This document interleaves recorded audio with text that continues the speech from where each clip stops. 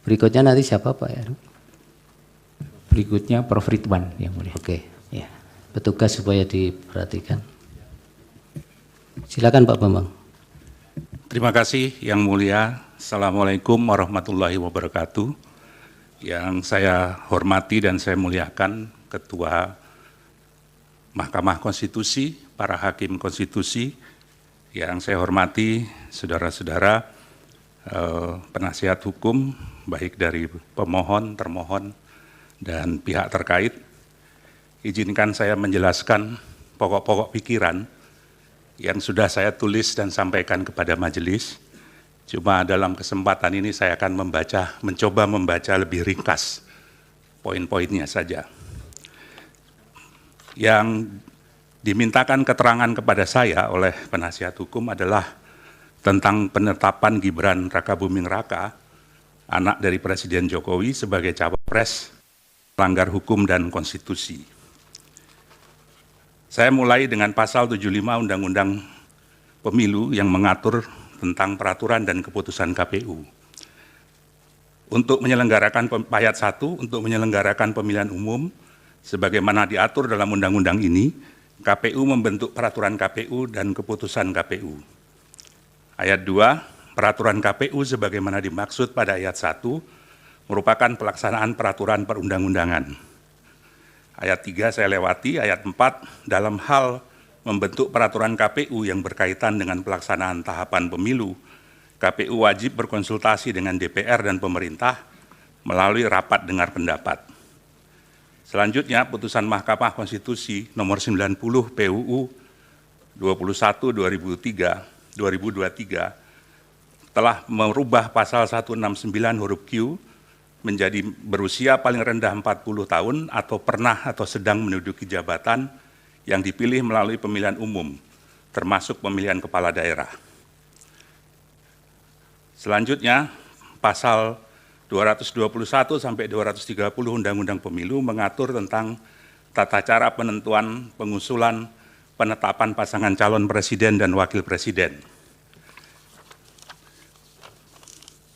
Selanjutnya, di pasal 231 ayat 4 Undang-Undang Pemilu mengatur sebagai berikut, ketentuan lebih lanjut mengenai tata cara verifikasi terhadap kelengkapan dan kebenaran dokumen persyaratan administratif bakal pasangan calon diatur dalam peraturan KPU. Pasal 18 ayat 1 peraturan KPU nomor 19 tahun 2003 mengatur bahwa dokumen yang diverifikasi adalah KTP elektronik bakal pasangan calon dan atau suami istri bakal pasangan calon. Yang kedua, akta kelahiran WNI bakal pasangan calon atau suami istri bakal pasangan calon yang telah dilegalisasi oleh instansi yang berwenang dan seterusnya. KPU telah menetapkan peraturan KPU nomor 19 tahun 2023 tentang pencalonan peserta pemilu presiden, wakil presiden pada tanggal 9 Oktober 2023 dan diundangkan dalam berita negara tanggal 13 Oktober. Dengan poin yang paling catatan yang paling penting adalah bahwa syarat calon berusia paling rendah 40 tahun sesuai dengan Undang-Undang Pemilu. Kalau kita baca dari kronologi tahapan pendaftaran paslon dan kesesuaiannya dengan peraturan perundang-undangan, KPU berwenang menerima pendaftaran, memverifikasi berkas, dan mengumumkan hasil verifikasi pendaftaran, menetapkan pasangan calon yang memenuhi syarat, dan melakukan pengundian nomor pasangan calon sesuai dengan ketentuan.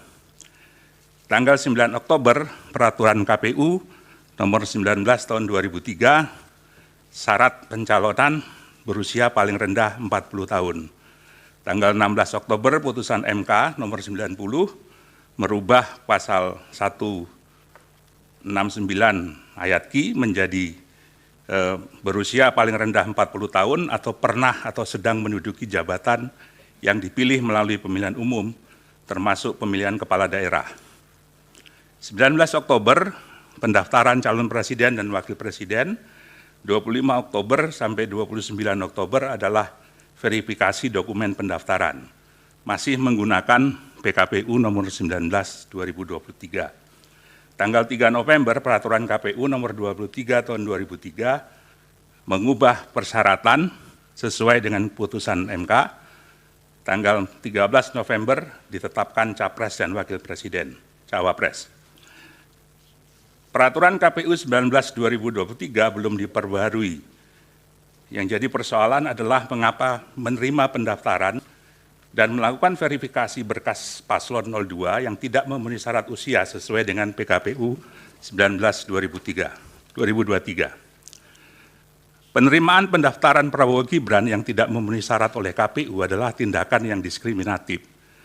Dalam berita acara verifikasi dokumen persyaratan bakal calon presiden dan calon wakil presiden tanggal 28 Oktober 2023, berkas itu menyatakan bahwa pasangan Prabowo Gibran memenuhi syarat dan disusun dengan berdasarkan pada PKPU 19/2023 yang belum direvisi sesuai dengan putusan MK 90. Bakal cawapres Gibran yang sebenarnya berbeda dalam hal syarat umur diperlakukan sama dengan cawapres yang lain yang sudah memenuhi syarat umur, sebagaimana ditetapkan dalam Peraturan KPU 19 tahun 2023. Berkas pendaftaran paslon 02 diterima dan diverifikasi oleh KPU. Tidak sesuai dengan putusan MK nomor 27 PUU 5 Romawi 2007 yang memuat pertimbangan berkait diskriminasi. Diskriminasi adalah memperlakukan secara berbeda terhadap hal yang sama. Sebaliknya bukan diskriminasi jika memperlakukan secara berbeda terhadap hal yang memang berbeda. Dalam kasus ini, sebetulnya cawapres Gibran harusnya diperlakukan secara berbeda dengan peraturan yang berbeda. Romawi 2007 yang memuat pertimbangan berkait diskriminasi. Diskriminasi adalah memperlakukan secara berbeda terhadap hal yang sama. Sebaliknya bukan diskriminasi jika memperlakukan secara berbeda terhadap hal yang memang berbeda.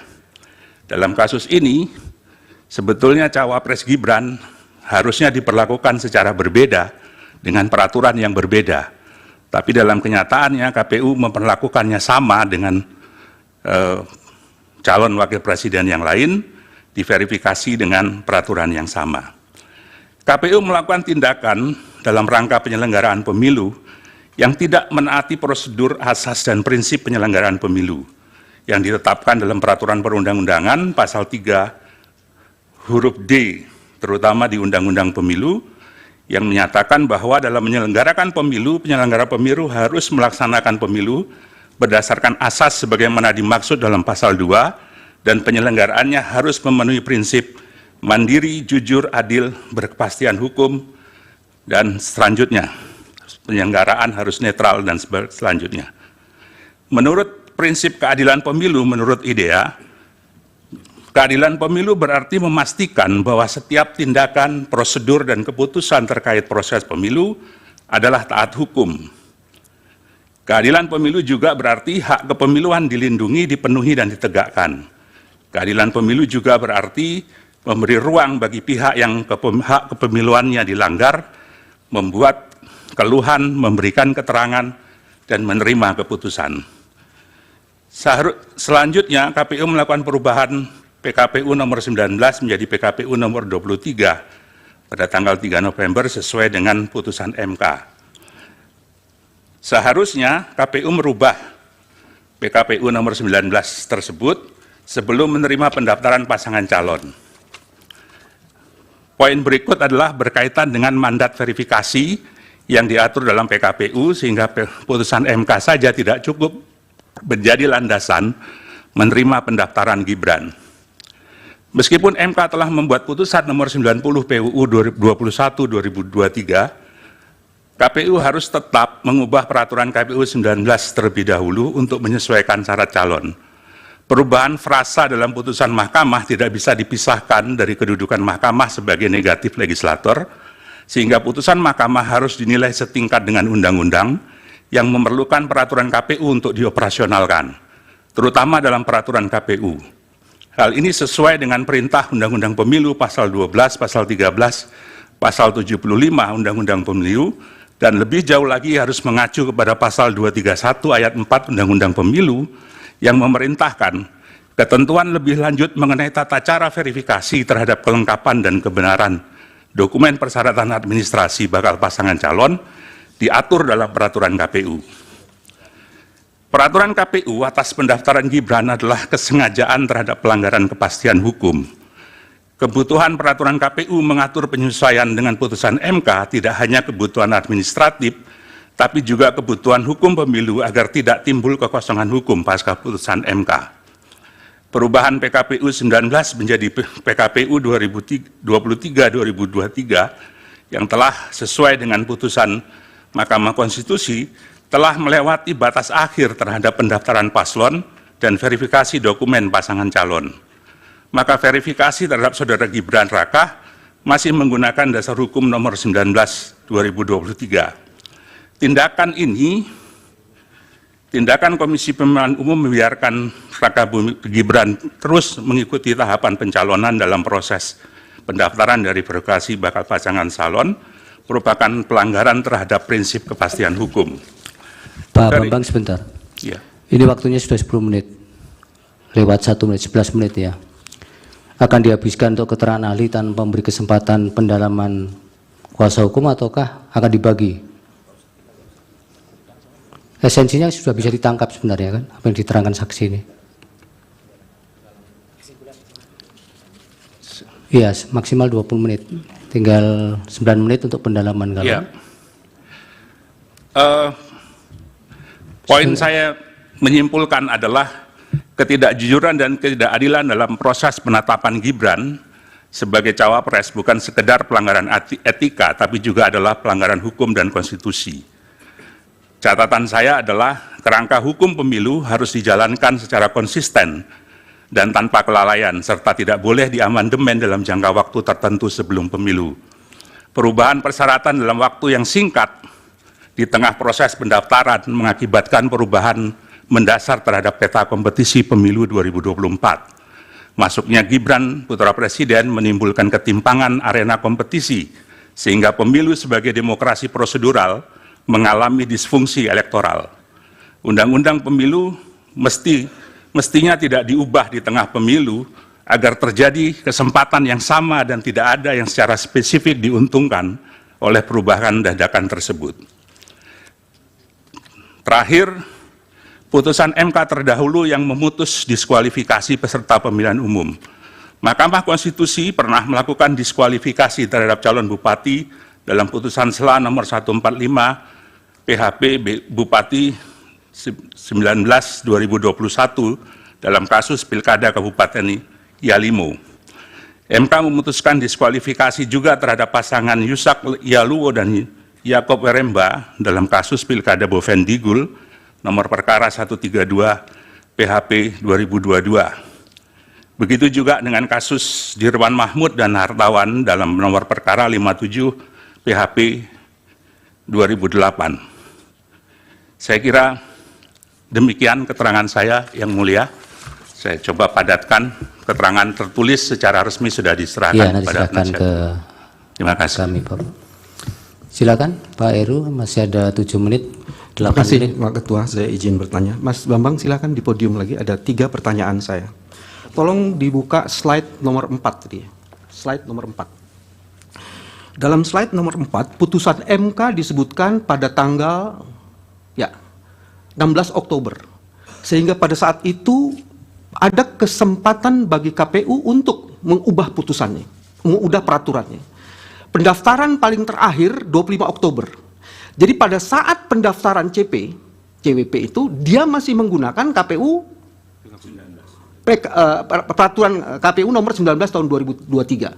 Perubahannya baru nomor 20 tanggal 3 November. Betul begitu ya? Itu pertanyaan pertama. Bagaimana pendapat saksi mengenai itu? Terus kedua, di bukti P17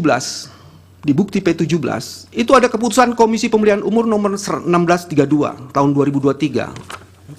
Saya baca hal menimbangnya dan saya baca hal mengingatnya. Tidak ada satupun hal menimbang itu yang merujuk pada putusan MK. Tapi kemudian putusan ini mengubah KPU itu nomor 19 menjadi nomor 23 di hal mengingatnya. Apakah penetapan seperti ini yang menetapkan presiden jalan untuk presiden itu tidak melanggar prinsip dan azas-azas KPU? Yang ketiga, Komisi Pemilihan Umum di Kabupaten Murung Raya, ada berita acaranya, itu baru kami sampaikan. Ada pernyataan seperti ini, saksi ahli. Dalam hal ini, Komisioner KPU Kabupaten Murung Raya diinstruksikan oleh KPU RI melalui KPU Provinsi Kalimantan Tengah, Pak Harmain, Pak Sastriadi, Pak Keko, Pak Anton, untuk mengubah status partai politik Gelora dari status belum memenuhi syarat menjadi memenuhi syarat. Jadi di dalam bukti itu, nomor 17, bukti yang sudah kami sampaikan itu, ada upaya dari KPU nasional untuk mempengaruhi KPU di provinsi untuk mengubah hasil verifikasi faktual yang menyebabkan suatu partai tertentu berubah dari tidak memenuhi syarat dan memenuhi syarat. Ada 3 hal itu. Di mana pelanggaran prinsip dan asas-asas konstitusi ada di situ. Silakan. Saya tambahan sedikit. Kepada ahli. Ahli mengatakan bahwa penetapan Gibran Raka Buming Raka sebagai cawapres melanggar hukum dan konstitusi. Berarti itu pelanggaran. Seandainya pelanggaran ini misalnya tidak dilaporkan kepada Badan Pengawas Pemilu, apakah kemudian tertutup untuk mempermasalahkan hal ini? Itu termasuk di Mahkamah Konstitusi. Yang kedua adalah, tadi dikatakan juga ini pelanggaran hukum dan konstitusi, berarti undang-undang dan konstitusi. Kalau dikaitkan dengan pasal bahwa penyelenggara pemilu itu harus tetap mandiri, ya, itu apakah kemudian ada kaitannya perlakuan diskriminatif ini kalau kita kaitkan dengan azas atau pasal dalam konstitusi tersebut? Terima kasih. Baik. Dari termohon 1 pertanyaan kalau ada, atau 2 pertanyaan juga boleh. Singkat saja. Terima kasih majelis. Kepada saudara ahli, pertanyaan yang kami ajukan berkaitan dengan syarat sebagai calon presiden atau wakil presiden.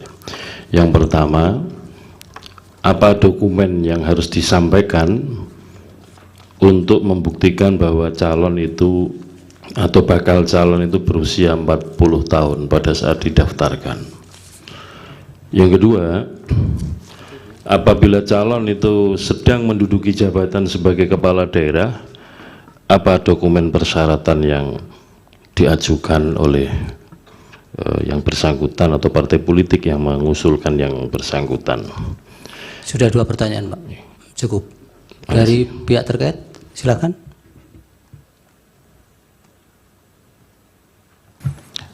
Kami ingin bertanya, pertama, apakah saudara ahli tahu dan dapat membedakan antara sengketa proses dan sengketa hasil dalam pemilu?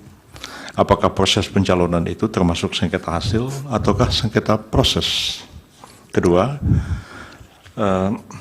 jika penyelenggara negara itu tahu bahwa ada norma hukum yang lebih tinggi yang mengatur sesuatu, tapi ada juga norma hukum yang lebih rendah, dan peraturan lebih rendah itu bertentangan dengan yang lebih tinggi.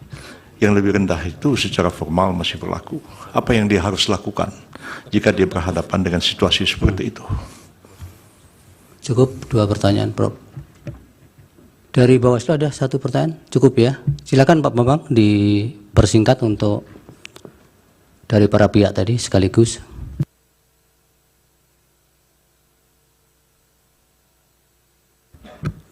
Baik, Yang Mulia. Yang pertama menyangkut dengan timeline yang tadi sudah disampaikan.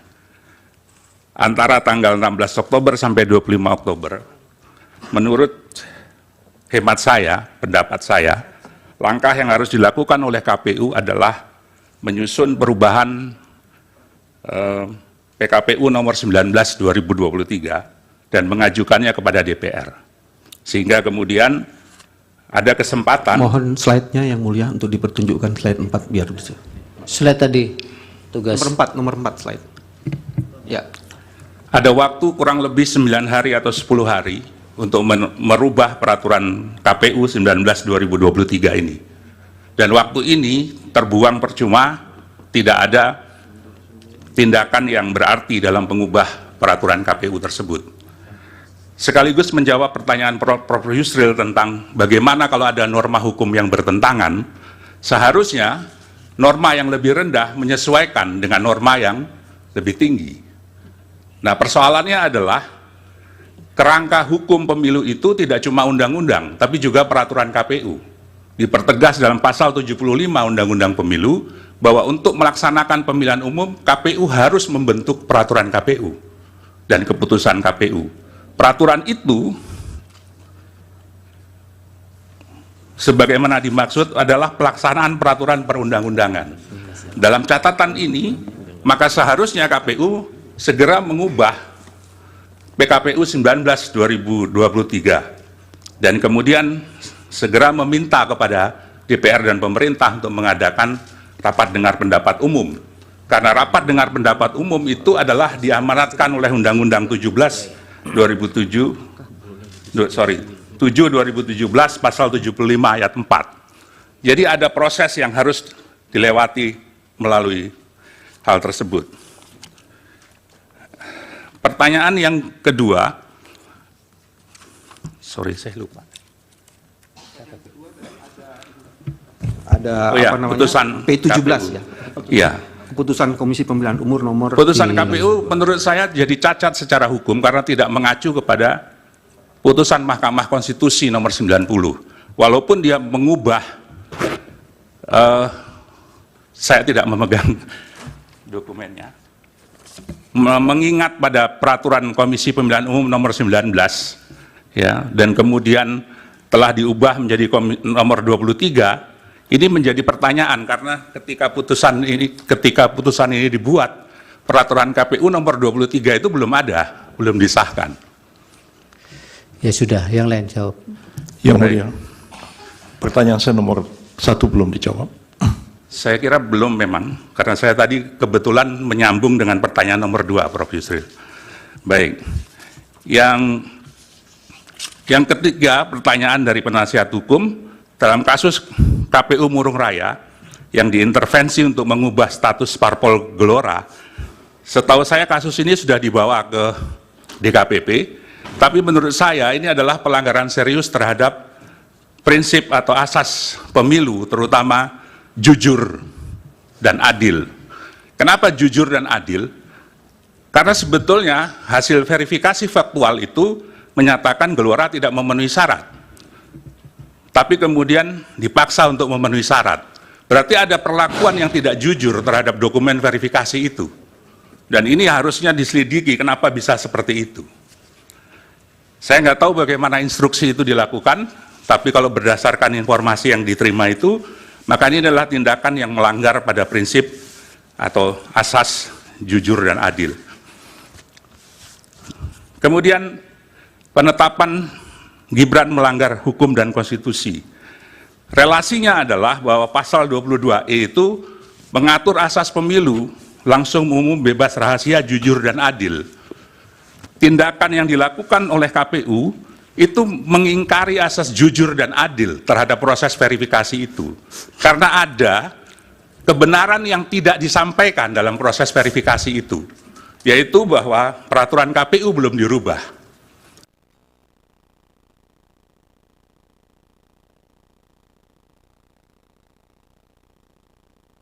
Sehingga ketika itu dijadikan dasar, maka putusan itu sudah tidak jujur, tidak sesuai dengan fakta. Peraturan KPU ada dokumen yang harus diserahkan, yaitu KTP elektronik, bakal pasangan calon atau suami istrinya, dan akta kelahiran WNI, bakal pasangan calon atau suami istri bakal pasangan calon. Saya kira itu menjawab kebutuhan terhadap verifikasi